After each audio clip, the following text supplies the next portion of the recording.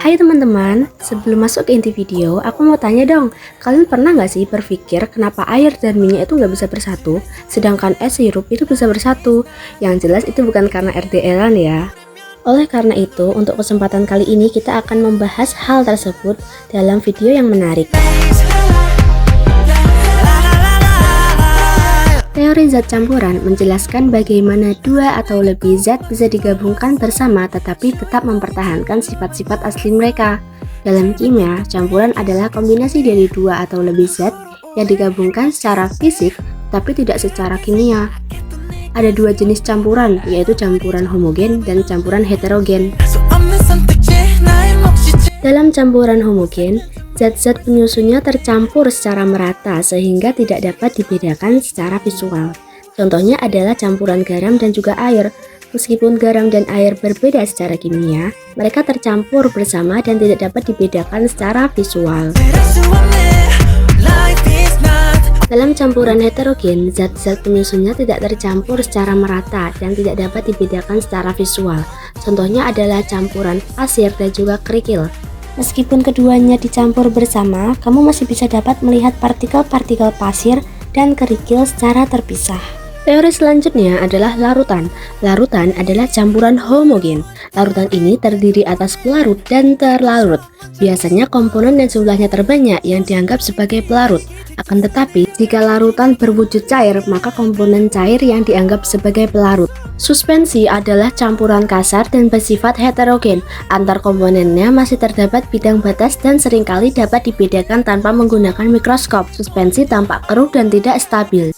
Koloid adalah suatu bentuk campuran yang keadaannya terletak di antara larutan dan suspensi. Pintas koloid tampak seperti homogen, tetapi jika diamati dengan mikroskop ultra akan tampak heterogen, masih dapat dibedakan secara komponen-komponennya.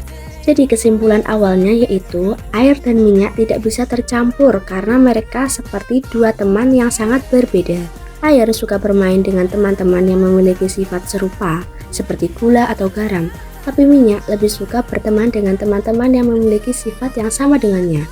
Contohnya minyak sayur dan minyak goreng. Oh my god.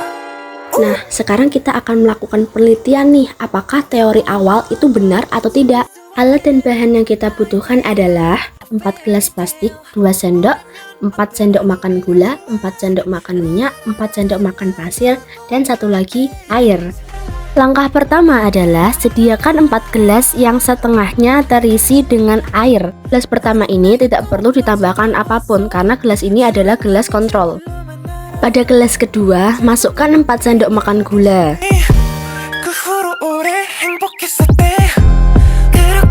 Lalu pada gelas ketiga, masukkan 4 sendok makan minyak.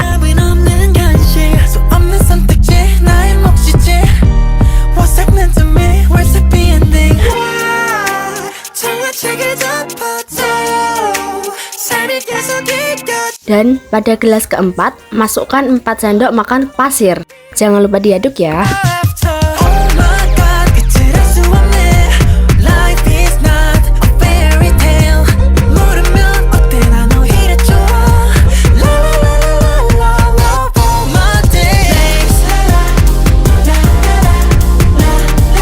Jadi kesimpulannya adalah air gula merupakan larutan karena campuran tersebut termasuk homogen.